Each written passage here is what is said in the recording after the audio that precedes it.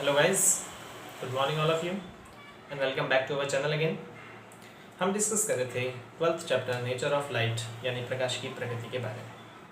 और last class में हमने यंग्स डबल स्लिट एक्सपेरिमेंट के ज़रिए फ्रिंज की चौड़ाई और उसकी पोजीशन फाइंड आउट करी थी।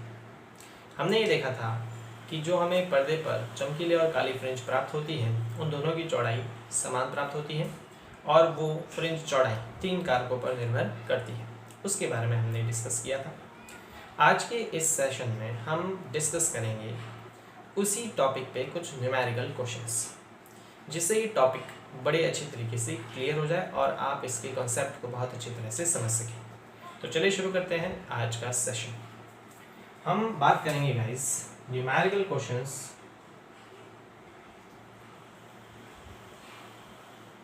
On Young's double slit experiment. Exam point of view से भी ये काफ़ी इम्पोर्टेंट सेशन है, क्योंकि एग्जाम में इसकी न्यूमेरिकल क्वेश्चंस डायरेक्टली पूछ लिए जाते हैं। उसके साथ ही कंपटीशन एग्जाम में भी इसके काफ़ी क्वेश्चंस पूछे जाते हैं। तो देखिए, हम छोटे न्यूमेरिकल से स्टार्ट करेंगे and then will just move further. हम आगे बढ़ेंगे। क्लियर? तो सबसे पहला क्वेश्चन देखते हैं हम। 2 slits आर मेड 1 मिलीमीटर अपार्ट। यंग्स डबल स्लिट एक्सपेरिमेंट में 2 स्लिट्स के बीच की दूरी 1 मिलीमीटर है। तो स्लिट के बीच की दूरी, हमें क्वेश्चन जो दे रखा है उस क्वेश्चन में गिवन इन्फॉर्मेशन लिख लेते हैं। स्लिट्स के बीच की दूरी को अपन 2d से रिप्रेजेंट करते हैं। तो स्लिट के बीच की दूरी दे रखी है 1 millimetre. So 2d is equal to 1 millimetre. 1 millimetre को हम क्या लिखते हैं, हमें जो भी यूनिट चाहिए वो SI सिस्टम में हम यूज़ करते हैं, तो उसको मीटर में कन्वर्ट करेंगे। So it becomes 10⁻³ metre. And a screen is placed at 1 metre from this slits. और पर्दे को स्लिट से 1 मीटर की दूरी पर रखा जाता है। पर्दे की दूरी को हम कैपिटल D से रिप्रेजेंट करते हैं और ये 1 मीटर के बराबर है। What will be the fringe width when blue-green light of wavelength 500 nanometer is used? अब इस एक्सपेरिमेंट में हम जो लाइट यूज कर रहे हैं उसकी वेवलेंथ 500 नैनोमीटर दे रखी है। 500 नैनोमीटर का मतलब है 10⁻⁹ मीटर। क्लियर है? हमें ज्ञात करनी है फ्रिंज विड्थ यानी कि beta. Clear? Very easy question. Direct अपन को इसमें सीधे वैल्यू पुट अप करनी है और आंसर आ जाएगा। स्लिट के बीच की दूरी दे रखी है, पर्दे की दूरी दे रखी है और तरंगदैर्घ्य का मान दे रखा है। तो हमें ज्ञात करना है पर्दे पर जो हमें चमकीले और काली फ्रिंज प्राप्त होगी उसकी चौड़ाई क्या होगी। So in solution we know that fringe width is given by λd/2d। Fringe की चौड़ाई किससे दी जाती है? λd/2d से दी जाती है। तो डायरेक्ट वैल्यू पुट अप कर देते हैं और आंसर आ जाएगा। ठीक है? So fringe width beta is equal to lambda की जगह आ जाएगा 500 × 10⁻⁹, डी की जगह है 1 और अपॉन 2d की जगह कितना है 10⁻⁻3। So beta is equal to ये आ जाएगा 500 × 10⁻⁻9 और ये ऊपर जाएगा तो प्लस का 3। So beta is equal to 500 10⁻⁶। यहाँ से 2 कैंसिल हो जाएगा। सो बीटा कितना आ जाएगा मेरे पास 5 × ये आ जाएगा -4। अब इसको मैं क्या लिख सकता हूँ? इसको मैं लिख सकता हूँ कि मीटर में वैल्यू आएगी मेरे पास, है ना? इसमें आएगी मीटर में। तो इसको मैं लिख सकता हूँ 0.5 × 10⁻⁻3 मीटर। ये लिख सकता हूँ। 10⁻⁻3 का मतलब होता है मिलीमीटर, है ना? सो इसका मतलब फ्रिंज विड्थ जो आएगी वो 0.5 मिलीमीटर के बराबर आएगी। यानी अगर किसी एक्सपेरिमेंट में स्लिट्स के बीच की दूरी 1 मिलीमीटर हो, स्लिट से पर्दे की दूरी 1 मीटर हो और हम ऐसा प्रकाश यूज़ कर रहे हो जिसकी तरंगदैर्घ्य 500 नैनोमीटर के बराबर हो, तो हमें जो फ्रिंज की चौड़ाई मिलेगी वो आधा मिलीमीटर के आसपास प्राप्त होगी। क्लियर? तो इसका स्क्रीनशॉट ले लीजिए और अपने फेयर काम में कर लीजिएगा। रफ कर देते हैं। नेक्स्ट क्वेश्चन देखते हैं, थोड़ा अच्छे लेवल का जो एग्जाम्स में काफ़ी पूछा जाता है। ये डायरेक्ट मैंने क्वेश्चन इसलिए बताया ताकि आपको याद रहे कि हमने ये फॉर्मूला पढ़ा है, इस फॉर्मूले में वैल्यू को पुट अप कैसे की जाती है। ऑलराइट, तो उसको अपन रफ कर देते हैं। नेक्स्ट क्वेश्चन डील करते हैं।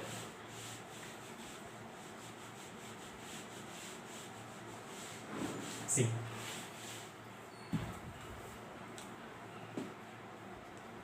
ये क्वेश्चंस गाइस आपको मैं डिस्क्रिप्शन बॉक्स में दे दूंगा, वहां से आप इसको कॉपी पेस्ट कर लीजिएगा। देखिए क्वेश्चन, देखिए मैं इस क्वेश्चन को लिख लेता हूँ। The ratio of intensities of 2 wavelength coming from 2 coherent source is 81:1। चलो लिखने की आवश्यकता है। ये कह रहा है कि दो प्रकाश स्रोत से आने वाली जो प्रकाश तरंगे हैं उनकी तीव्रताओं का अनुपात दे रखा है 81:1, यानी कि हमारे पास जो दो प्रकाश, क्योंकि इंटरफेरेंस कब होता है जब दो तरंगे आपस में अध्यारोपित होती है, तो जो दो तरंगे आ रही है उन दोनों तरंगों की तीव्रताओं का जो अनुपात दे रखा है वो कितना दे रखा है, तो तीव्रताओं का अनुपात हमें दे रखा है। तीव्रताओं का अनुपात हम गिवन में लिख लेते हैं, तीव्रताओं का अनुपात। और तीव्रताओं का अनुपात हम किस तरह से लिखेंगे, हम उसको लिख लेंगे I1 अनुपात I2। मान लेते हैं कि जो दो तरंगे अध्यारोपित हो रही हैं, अतिव्यापित हो रही है इस व्यतिकरण में, उनकी तीव्रताओं का जो अनुपात है वो इसमें दे रखा है 81:1। ये इनकी तीव्रताओं का अनुपात दे रखा है, ठीक है। एंड दे प्रोड्यूस इंटरफेरेंस, और ये दोनों अलग अलग तीव्रताओं की तरंगें आपस में व्यतिकरण करती हैं। Find out the ratio of maximum and minimum intensities in the interference pattern. तो हमें इन दोनों तरंगों की तीव्रताएं दे रखी है, तीव्रताओं का अनुपात दे रखा है जो है 81:1। जब ये दोनों अलग अलग तीव्रताओं की तरंगें अतिव्यापित होगी, मिक्स होगी या व्यतिकरण करेगी, तो व्यतिकरण से कहीं पे तीव्रता ज़्यादा आएगी, कहीं पे तीव्रता क्या आएगी, कम आएगी। अब दोनों की तीव्रता है अलग अलग है, मतलब दोनों का आयाम अलग अलग है। आयाम अलग अलग होने के कारण याद रखिएगा, आयाम समान होने पर ही अंधेरा मिलता है, आयाम समान नहीं होगी तो हमें तीव्रता अलग अलग मिलेगी, जीरो नहीं मिलेगी, ठीक है। तो हमें निकालना है कि जब ये अलग अलग तीव्रताओं की तरंगें आपस में अध्यारोपित होगी तो अध्यारोपण से इस व्यतिकरण में मैक्सिमम इंटेंसिटी कितनी आएगी और मिनिमम इंटेंसिटी कितनी आएगी। तो आपको याद होगा हमने पढ़ा था कि इंटेंसिटी जो है, दो तरंगें जब अतिव्यापित होती हैं तो जो रिजल्टेंट इंटेंसिटी दी जाती है वो रिजल्टेंट इंटेंसिटी किस फॉर्मूले से दी जाती है, I = I1 + I2 + 2 √I1 I2 cos phi। इस फॉर्मूले से हमने रिजल्टेंट इंटेंसिटी को फाइंड आउट किया था। अब जब अपन ने इसमें मैक्सिमम और मिनिमम की बात की थी तो मैक्सिमम इंटेंसिटी कितनी आई थी, मैक्सिमम इंटेंसिटी होती थी √I1 + √I2 का होल स्क्वायर। अगर याद हो तो हमने मैक्सिमम इंटेंसिटी ये लिखी थी और मिनिमम इंटेंसिटी कितनी लिखी थी, मिनिमम इंटेंसिटी जो लिखी थी वो थी √I1 - √I2 का होल स्क्वायर। तो क्वेश्चन हमने क्या पढ़ा, क्वेश्चन ये कहता है कि हमें मैक्सिमम और मिनिमम इंटेंसिटीज का रेशियो फाइंड आउट करना है, यानी मैक्सिमम और मिनिमम इंटेंसिटी का हमें अनुपात ज्ञात करना है। तो सॉल्यूशन हम लिख लेंगे, ये सॉल्यूशन ही है। सॉल्यूशन में मैक्सिमम अपॉन मिनिमम इंटेंसिटी हम लिखते हैं समीकरण 1 और ये समीकरण 2। समीकरण 1 में समीकरण 2 का क्या दे देते हैं, भाग। तो equation 1 divided by equation 2, maximum intensity upon minimum intensity. अच्छा, दिमाग में अभी भी डाउट हो गया सर ये फॉर्मूला कैसा आया था, मैंने बता चुका हूँ, पीछे वाले लेक्चर्स देख लेना, पता चल जाएगा। फिर भी डाउट हो, इस इक्वेशन में मैक्सिमम इंटेंसिटी कब आएगी, जब संपोषी व्यतिकरण होगा। संपोषी व्यतिकरण में फाई का मान हमारे पास क्या होता है, फाई का मान होता है हमारे पास 0, 2 पाई, 4 पाई, 6 पाई, तो कॉस फाई की वैल्यू 1 आएगी। सो इन दैट केस इसको हम इस तरह से लिखेंगे। जब विनाशी व्यतिकरण होगा तो फाई का मान कितना आएगा, इस उस केस में फाई का मान हमारे पास या तो आएगा पाई, 3 पाई, 5 पाई, सो हम इस तरह से आएगा। वो वैल्यू जब रखेंगे तो माइनस आएगा, तो ये वाली इक्वेशन ये बन जाएगी। क्लियर, मैक्सिमम मिनिमम इंटेंसिटी किसका हमें अनुपात निकालना है, तो हमारे पास क्या आ जाएगा, क्या आ जाएगा √I1 + √I2 का whole square upon √I1 plus की जगह -√I2 का होल स्क्वायर। अब हमें तो I1 अनुपात I2 दे रखा है 81:1। यहाँ तो ये I1 और I2 वैल्यू पुटअप करनी, तो हम यहाँ पे वैल्यू पुटअप ना करके I2 का भाग दे देते हैं सभी में। किसका भाग दे देते हैं, I2 का, ठीक है। तो ऊपर और नीचे I2 का भाग देंगे तो इससे कोई फर्क नहीं पड़ेगा। सो मैं या तो I2 का भाग दूँ या I2 को कॉमन ले लूँ, दोनों एक ही बात है। तो यहाँ से I2 को कॉमन लूँ तब भी वही बात है और I2 का भाग दूँ तब भी वही बात है, ठीक है। सो इन दैट केस हम लिख लेंगे Imax upon I minimum is equal to, हम I2 का भाग दे देते हैं अंदर, तो मेरे पास क्या आ जाएगा, देखिएगा गाइस, ये आ जाएगा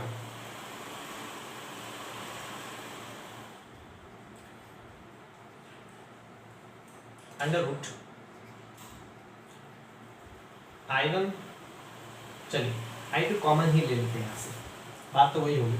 मैं I2 को कॉमन लूँ या I2 का भाग दूँ, एक ही बात होगी, ठीक है। तो क्या आएगा देखिए, I2 स्क्वायर का भाग दे देते हैं, तो यहाँ पे मेरे पास आ जाएगा I1 अपॉन I2 स्क्वायर। अच्छा चलिए इसको लिख लेंगे 1/i2² यहाँ पे भाग दे दिया और 1/i2² यहाँ पे भाग दे दिया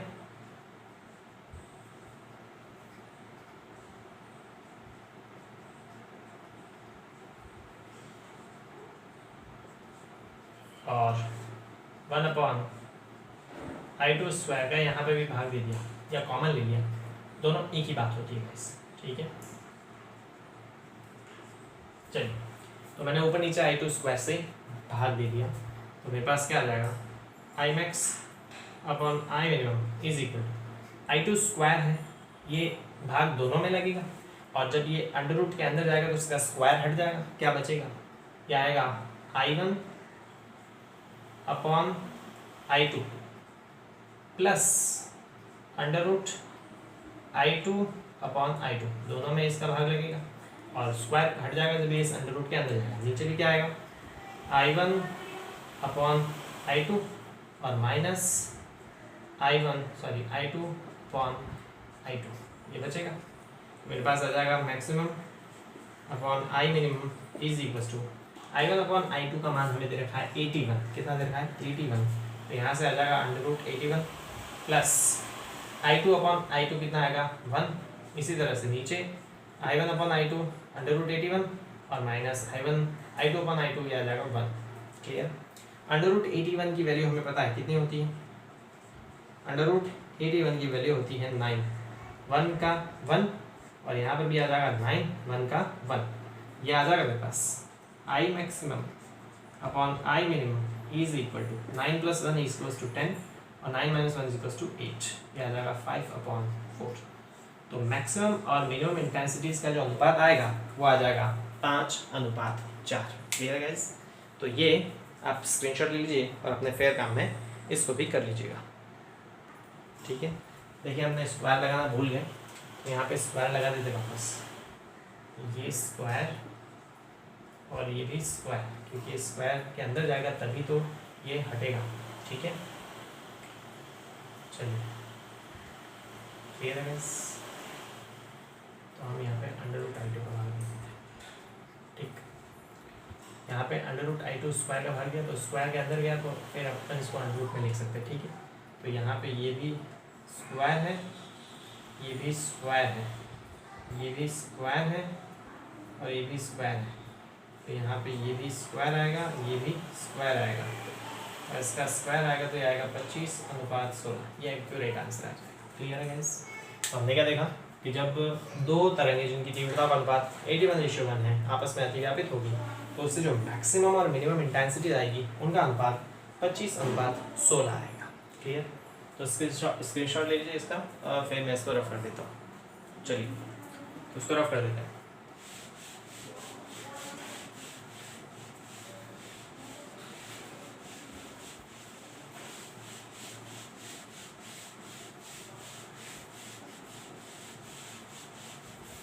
देखिए नेक्स्ट क्वेश्चन देखिएगा इस क्या है।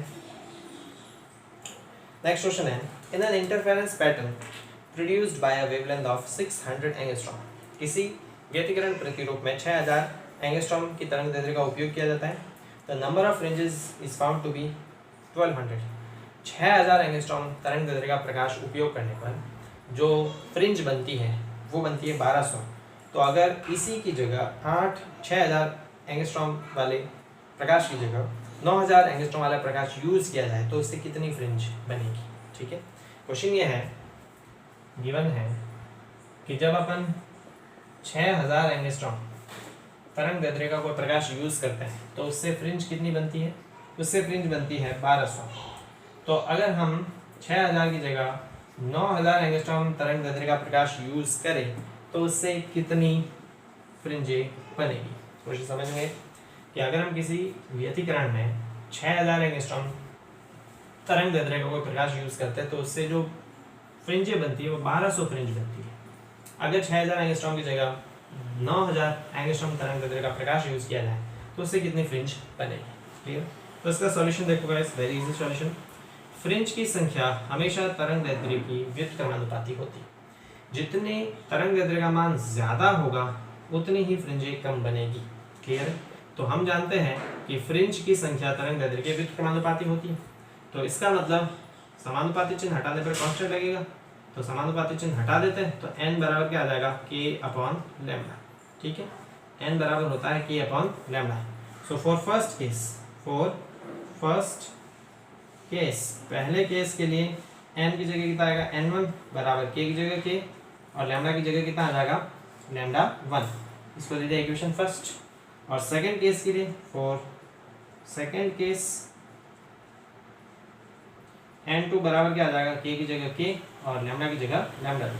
इसको दे दिया समीकरण 2। समीकरण 2 में समीकरण 1 का क्या देते हैं भाग। तो हमारे पास क्या आ जाएगा इक्वेशन सेकंड में इक्वेशन फर्स्ट का भाग देते हैं। तो इसमें इसका भाग देंगे, यह आ जाएगा n2/n1 बराबर क्या आ जाएगा k/λ2/k/λ1। ये k से k क्या हो जाएगा कैंसिल, λ1 क्या जाएगा ऊपर। n2/n1 बराबर λ1/λ2। n2/n1 का मान कितना दे रखा है 1200 बराबर λ1 कितना दे रखा है 6000 और λ2 कितना दे रखा है 9000। 1 2 3 1 2 3। ठीक है, λ2 n2 बराबर इसमें भाग गया 2 बार, इसमें भाग कितनी बार गया 3 बार और ये 1200 इससे क्या हो जाएगा मल्टीप्लाई। n2 बराबर इसमें इसका भाग तो ये आ जाएगा 800। यानी कि जब अपन 6000 एंगस्ट्रॉम तरंग दैर्ध्य वाला प्रकाश यूज करते हैं तो हमारे पास 1200 फ्रिंज बनती है, और वही अगर हम 9000 एंगस्ट्रॉम तरंग दैर्ध्य का प्रकाश यूज करें तो 800 फ्रिंज बनेगी। Clear guys? तो इसका स्क्रीनशॉट ले लीजिए, अपने फेयर काम में कर लीजिएगा। ऑलराइट, आई होप आपने ये लिख लिया होगा। तो इससे आगे हम डिस्कस करेंगे और कुछ न्यूमेरिकल क्वेश्चन हमारे अगले वीडियो लेक्चर में। तो मिलते हैं गाइस अगले वीडियो लेक्चर में। Thank you so much.